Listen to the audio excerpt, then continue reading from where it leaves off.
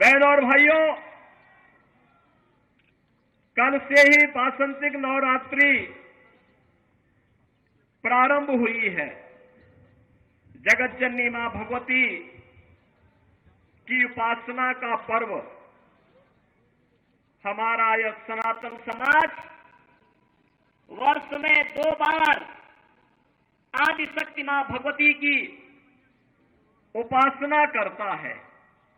याद करिए, ये शक्ति सृजन का अवसर होता है और ये 9 दिन हम सब सनातन धर्मावलंबियों के लिए उसी शक्ति को अर्चित करने का एक अवसर है।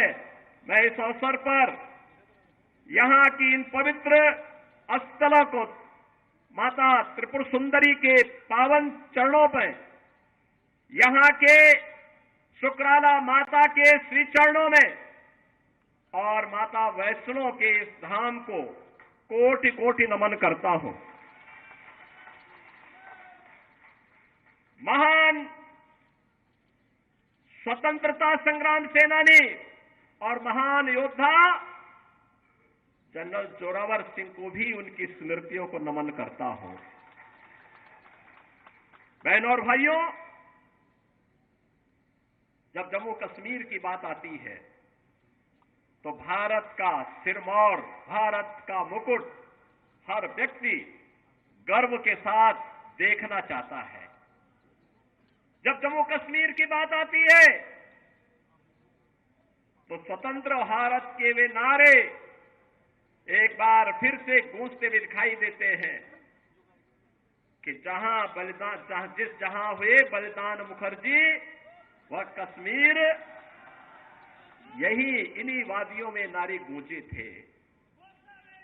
डॉक्टर श्यामा प्रसाद मुखर्जी ने इस सपने को साकार करने के लिए अपने आप को बलिदान किया था और बहनों और भाइयों, 70 वर्षों तक कोई सरकार निर्णय नहीं ले पाई। डॉक्टर जितेंद्र सिंह जी को आपने चुनाव जिता करके भेजा। मैं जानता हूं 2014 में हम दोनों साथ साथ सांसद थे और तब भी जब भी जम्मू कश्मीर की बात आती थी, बेझिझक एक सांसद के रूप में, एक मंत्री के रूप में बोलते थे कि मैं पहले वहां का नागरिक हूं, धारा 370 समाप्त होनी ही चाहिए और वहां का विकास होना ही चाहिए। और आज मैं बधाई देता हूं आप सबको, प्रधानमंत्री मोदी जी के प्रति आभार व्यक्त करता हूं, गृह मंत्री अमित शाह जी के प्रति आभार व्यक्त करता हूं, जिन्होंने आतंकवाद की इस जड़ को सदैव के लिए समाप्त करके आज कश्मीर में यह साबित कर दिया है कि दिल्ली का लाल किला हो या श्रीनगर का लाल चौक, चारों ओर उत्साह है, उमंग है, क्योंकि यह क्षेत्र आज विकास की मुख्य धारा के साथ जुड़ा हुआ है। बहनों और भाइयों, जो विकास है आज आप देख रहे होंगे, 4 लेन और 6 लेन की एक्सप्रेसवे, मेडिकल कॉलेजेस का संचालन, इंजीनियरिंग कॉलेज, यहां पर सिंचाई की सुविधा, हर घर नल की योजनाएं, ये सब हो ही रही हैं। लेकिन सबसे बड़ी बात ये, पूछिए इन लोगों से जो लोग इस देश के विभाजन के जिम्मेदार हैं। कांग्रेस से प्रश्न पूछा जाना चाहिए, आखिर हमारा हिंदुस्तान 1947 में आजाद हुआ, लेकिन कांग्रेस की सत्ता लिप्सा ने आजादी के एक दिन पहले देश का दुर्भाग्यपूर्ण विभाजन भी करवाया। और बहनों और भाइयों, स्वतंत्र भारत में हमने हमेशा अपना एक धर्म माना और वह धर्म माना राष्ट्र धर्म। हम अपने राष्ट्र को सर्वोपरि मानते हैं। मेरी व्यक्तिगत कोई भी आस्था होगी, कोई भी उपासना विधि होगी, लेकिन अगर वह राष्ट्र के मार्ग में बाधक है, मैं इसको दरकिनार करके रखता हूं और पहले कहता हूं कि मेरा देश रहना चाहिए। मेरे लिए मेरे देश की स्वतंत्रता, मेरे देश की संप्रभुता और इसकी अखंडता सर्वोपरि रखती है। और इसीलिए आज न केवल भारत एक ग्लोबल पावर के रूप में आगे बढ़ रहा है, अभी तो बहनों और भाइयों आप देख रहे होंगे, अन्य दिनों में तो आप छोड़िए, भारत सरकार के साइंस एंड टेक्नोलॉजी के मंत्री भी डॉक्टर जितेंद्र सिंह जी हैं, प्रधानमंत्री कार्यालय के मंत्री भी डॉक्टर जितेंद्र सिंह जी हैं। कोरोना कालखंड में पहली बार आपने देखा होगा भारत के वैज्ञानिकों ने यानी दो ऐसे वैक्सीन दिए जो दुनिया के अंदर कोरोना जैसी महामारी की अचूक दवा है, अचूक दवा। आपने देखा होगा सबसे प्रभावी वैक्सीन भारत ने दी, फ्री में वैक्सीन, फ्री में उपचार, फ्री में टेस्ट, 140 करोड़ भारतवासियों को भारत की सरकार ने प्रधानमंत्री मोदी जी के नेतृत्व में प्रदान किया। और बहनों और भाइयों 4 वर्ष से फ्री में 80 करोड़ लोगों को राशन की सुविधा, और अगले 5 वर्ष तक ये राशन की सुविधा फिर से प्राप्त होने वाली है भारतवासियों को। आप सोचो 140 करोड़ में से 80 करोड़ लोगों को 4 वर्ष से फ्री में राशन की सुविधा अगले 5 वर्ष तक मिलना है। और दूसरी तरफ 1947 में भारत से अलग हुआ पाकिस्तान भीख का कटोरा लेकर के दुनिया के अंदर भीख मांगता हुआ दिखाई दे रहा है।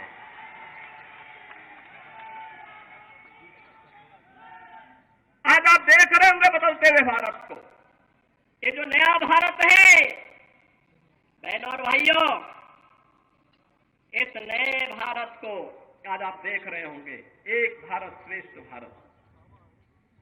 इस भारत में भारत के 140 करोड़ लोगों का सम्मान भी है। दुनिया के अंदर आज भारतवासी कहीं भी जाता है, लोग बड़े सम्मान के साथ उसकी ओर देखते हैं। आज भारतवासी दुनिया के अंदर सम्मान प्राप्त कर रहा है। आज सीमाएं भी सुरक्षित हुई हैं। ऐसा नहीं कि अब कोई पाकिस्तान का व्यक्ति कोई घुसपैठ करके हमारी सुरक्षा में सेंध लगाएगा, नहीं लगा सकता। अगर कहीं एक पटाखा भी फूट जाए ना तो पाकिस्तान अब सफाई देता कि नहीं मेरा इसमें हाथ नहीं है,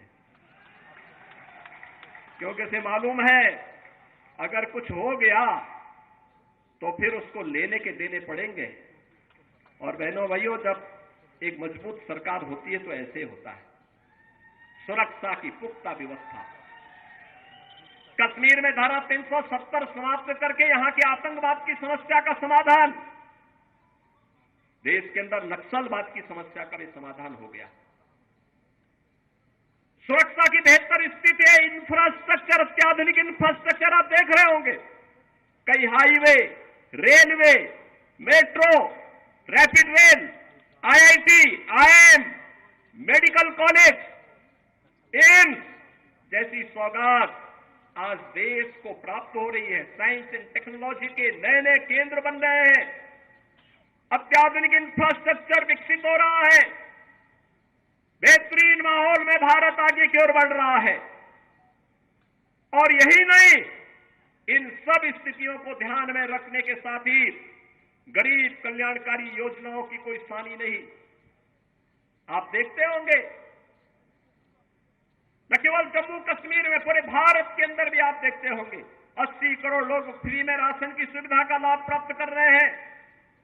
60 करोड़ लोग आयुष्मान भारत में 5 लाख रुपए की स्वास्थ्य बीमा का कवर प्राप्त कर रहे हैं। 50 करोड़ लोगों को जनधन के अकाउंट खोले गए। 12 करोड़ अन्नदाता किसान प्रधानमंत्री किसान सम्मान निधि का लाभ प्राप्त कर रहा है। 12 करोड़ गरीबों के घर में शौचालय बने हैं। 10 करोड़ परिवारों को फ्री में उज्ज्वला योजना के सिलेंडर के कनेक्शन प्राप्त हुए हैं।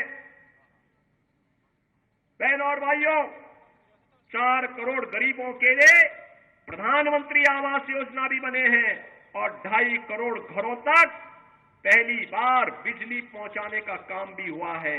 इस प्रकार के अनगिनत गरीब कल्याणकारी योजनाओं का लाभ आज पिछले 10 वर्ष में उस कैबिनेट ने और उस सरकार ने किए हैं जिसका नेतृत्व मोदी जी कर रहे हैं, और आपके सांसद उस सरकार के अभिन्न हिस्से हैं। डॉक्टर जितेंद्र सिंह जी उस सरकार के हिस्से हैं।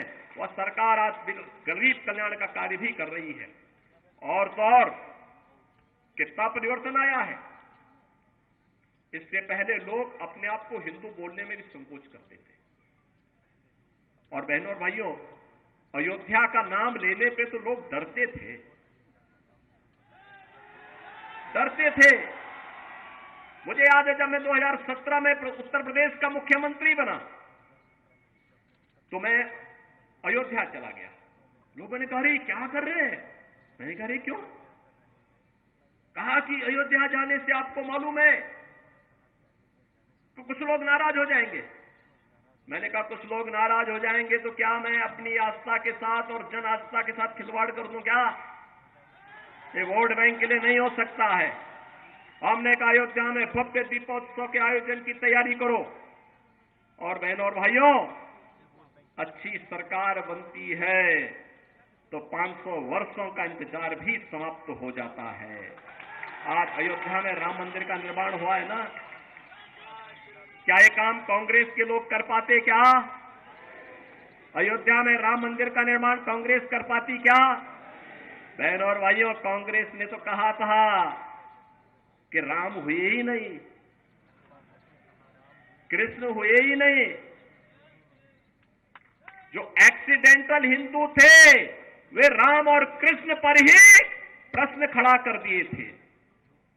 इससे बड़ी आस्था के साथ खिलवाड़ दूसरा नहीं हो सकता। बहनों और भाइयों, कैसे इन्होंने अपमानित करने का प्रयास किया था। राम और कृष्ण के अस्तित्व पर ही प्रश्न खड़ा करके हमारे आराध्य देवों को नकारने का प्रयास किया था। लेकिन आज अयोध्या में भव्य राम मंदिर का निर्माण न केवल हो गया है, बल्कि आज आप अयोध्या जाएंगे, आपको आज परिवर्तन देखने को मिलेगा। अयोध्या में लगेगा जैसे त्रेता युग का अयोध्या यहां उतर आया है, साक्षात उतर आया है। जब अच्छी सरकार आती है तो यही होता है, अच्छी सरकार आती है यही होता है। काशी में आप जाइए, काशी विश्वनाथ धाम बन गया है। लोग बोलते थे काशी विश्वनाथ धाम संकरी गली थी, बामुश्किल 5 लोग जा पाते थे। आज 50,000 श्रद्धालु भी एक समय वहां आ जाए मंदिर परिसर में, कोई समस्या नहीं है, कोई समस्या नहीं है।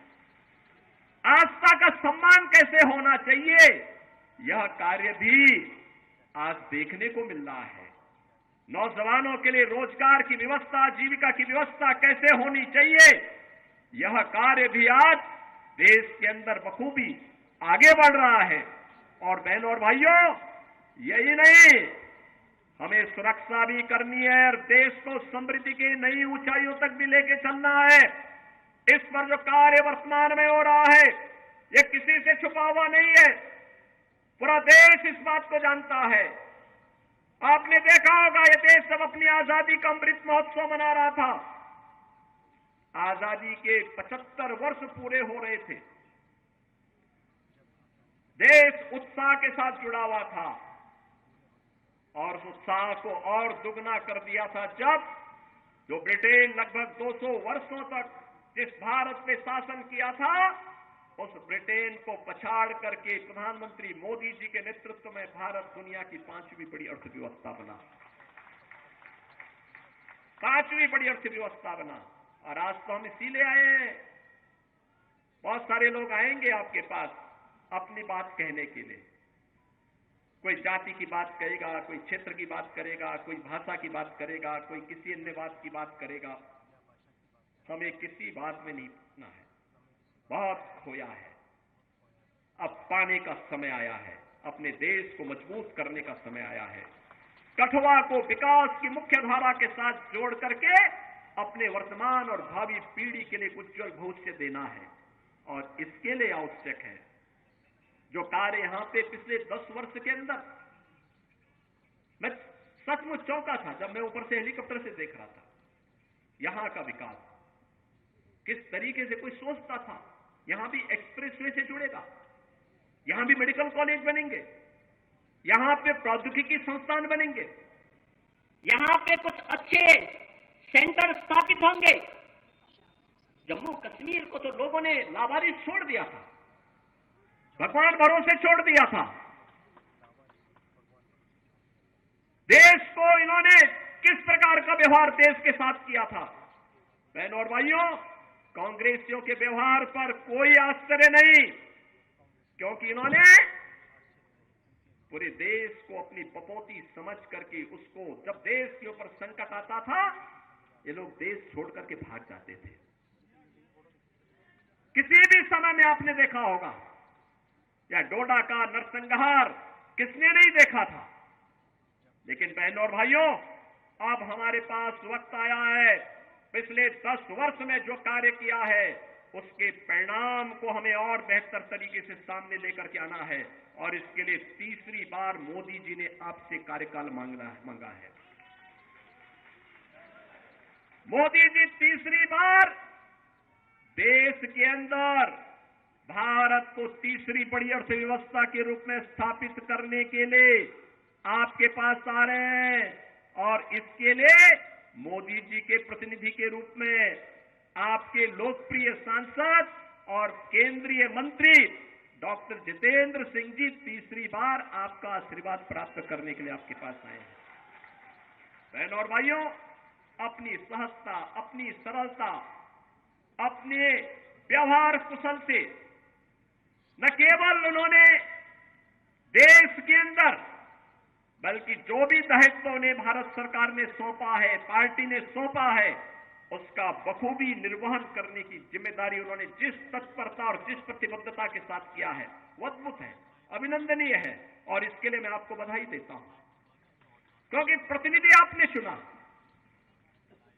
उनके साथ संसद में हम लोग जब 2014 में साथ साथ सांसद थे, तब भी मैं देखता था बहुत ही सहजता, सरलता के साथ किसी भी बड़ी से बड़ी समस्या का समाधान कैसे होना चाहिए, इसके लिए वह उस समस्या के समाधान पर विश्वास करते थे। बहनों और भाइयों, आज मैं आपसे यही कहने के लिए आया हूं, आज देश जिस नए युग में प्रवेश किया है, जिस नए भारत का हम दर्शन कर रहे हैं, यह सच है, मोदी जी का नेतृत्व है, मोदी जी को इसका श्रेय जाता है। नए भारत के शिल्पी के रूप में मोदी जी का हर व्यक्ति सम्मान करता है। लेकिन बहनों और भाइयों, मोदी जी के साथ साथ आपको भी इसका श्रेय जाता है, क्योंकि मोदी जी को एक वोट देकर के आपने मोदी जी को देश की सत्ता सौंपी, देश की बागडोर सौंपी। मोदी जी को देश की बागडोर सौंपी है, तो परिणाम आज आपके सामने है।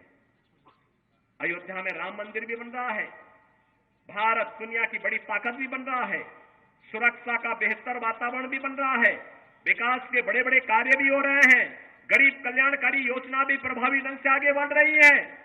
अगर जनता जनार्दन वोट ही न देती, क्या हम उत्तर प्रदेश देश के सबसे बड़े राज्य को संभाल पाते? क्या जो जम्मू कश्मीर की स्थिति थी, यहां पर पाकिस्तान प्रस्त आतंकवादी किस तरीके से तबाही मचाए हुए थे, लेकिन उत्तर प्रदेश के अंदर तो सत्ता के संरक्षण में जिस प्रकार की अराजकता थी, हर दूसरे दिन दंगा होता था, कर्फ्यू लगता था, महीनों महीनों कर्फ्यू रहता था।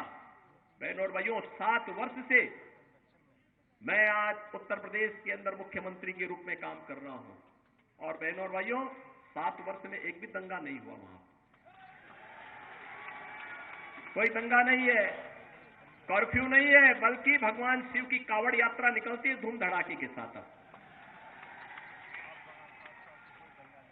लोग भूल गए कि कर्फ्यू भी कभी लगता था यहां पे। आप देखते होंगे, उत्तर प्रदेश देश का पहला राज्य है जहां के धर्मस्थलों से जो माइक की चिल्लाहट होती, सब उतर गया है, समाप्त। अब वहां माइक की आवाज नहीं होती है, लोग शांतिपूर्ण तरीके से विकास में विश्वास कर रहे हैं। विकास और आस्था को सम्मान किस रूप में होना है, अयोध्या उसका एक उदाहरण आपके सामने है, मथुरा वृंदावन उसका उदाहरण है। और बहनों और भाइयों, मैं तो आज अपने कठुआ के बहनों और भाइयों से ही कहूंगा, आपके यहां प्रथम चरण में चुनाव है। चुनाव के बाद पदाधिकारी अन्य क्षेत्रों में प्रचार के लिए जाएंगे, देश के अन्य क्षेत्रों में भी जाएंगे, लेकिन आप लोगों को फिर अयोध्या के दर्शन के कार्यक्रम जरूर बनाने चाहिए। बनाइए, हमें पहले से बता देना। आज अयोध्या में कोई समस्या नहीं है, कोई समस्या नहीं। जो पहले आज से 7 वर्ष पहले, 10 वर्ष पहले अयोध्या गया होगा, वो थोड़ा संकोच कर रहा होगा। अब अयोध्या बदल गई है। जैसे कठुआ में 6 लेन के एक्सप्रेस वे आ रही है ना, ऐसे अयोध्या के अंदर भी हम लोगों ने ऐसे एक्सप्रेस वे बना दी है।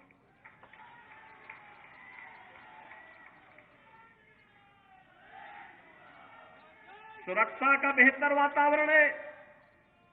उत्तर प्रदेश में तो बहुत संकोच नहीं करते हम लोग। बहनों और भाइयों, कोई दंगा करता है तो हम उसको उल्टा टांगने का काम कर देते हैं, लटका देते हैं उसको और बोल देते हैं कि वे जाओ। बहुत ज्यादा कोई बकबक करता है तो बहनों और भाइयों, मिर्च का झोंका नीचे से लगा दिया जाता है, फिर सारी भोंभो अपने आप ठीक हो जाती है उन लोगों की। और इसलिए बहनों भाइयों, आज हम आए हैं नए भारत के निर्माण के लिए। हमें प्रधानमंत्री मोदी जी को तीसरा कार्यकाल देना है और तीसरे कार्यकाल के लिए तीसरी बार डॉक्टर जितेंद्र सिंह जी को भारी बहुमत से विजयी बना के भेजना है। उधमपुर में फिर से तीसरी बार कमल खिलाना है। आप सब सहमत हैं ना? सभी लोग सहमत हैं? माताएं बहनें भी सब लोग अपना आशीर्वाद दीजिए। लोकतंत्र तो आपका है, लोकतंत्र के जनार्दन आप ही हैं और लोकतंत्र में तीसरी बार आपको उन्हें फिर से भारी बहुमत से विजयी बनाना है। और यह अवसर आपके लिए होगा कि उन्होंने 10 वर्ष में जिस निष्ठा के साथ काम किया है।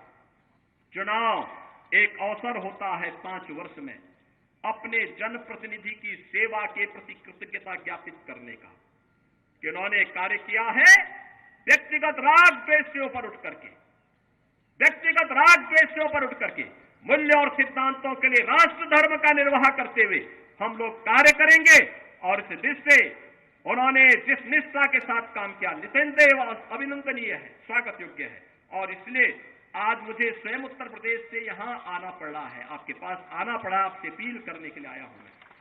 मैं आप सबसे यही अपील करने के लिए आया हूं कि इन्होंने जिस मजबूती के साथ काम किया उसको ध्यान में रखते हुए भारी बहुमत से उन्हें विजयी बना करके एक बार फिर से यहां पर कमल के फूल को खिलाने की कार्रवाई आप फिर से करिए। और जो आवाज देश की है, एक ही आवाज पूरे देश के अंदर गूंज रही है। मैं भी महाराष्ट्र गया था परसों, उसके एक दिन पहले मैं राजस्थान में था।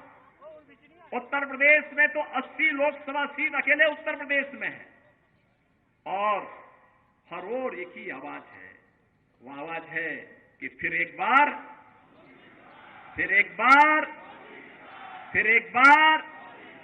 मोदी सरकार का, और अब की बार 400 पार। 400 पार के लिए सहमत है ना? देखो, डॉक्टर जितेंद्र सिंह जी चुनाव जीतेंगे, किसी को संदेह नहीं, लेकिन चुनाव में बढ़त इतनी होनी चाहिए कि उनको भी यहां की शेष परियोजनाओं के लिए उतनी ही ताकत मिल सके। जनप्रतिनिधि ये कहता है ना, बाद में सांसद ये कहता है कि भाई देखो, जनता ने एक बड़ी जिम्मेदारी दी है, अब तो इस कार्य को मुझे यहां कराना ही कराना है और उस कार्य के लिए बढ़त इतनी आप दीजिए। आप सब करेंगे? सहमत हैं? सभी लोग सहमत हैं? सभी लोग सहमत हैं? तो मेरे साथ फिर बोलेंगे, भारत माता की, भारत माता की, भारत माता की, वंदे वंदे वंदे।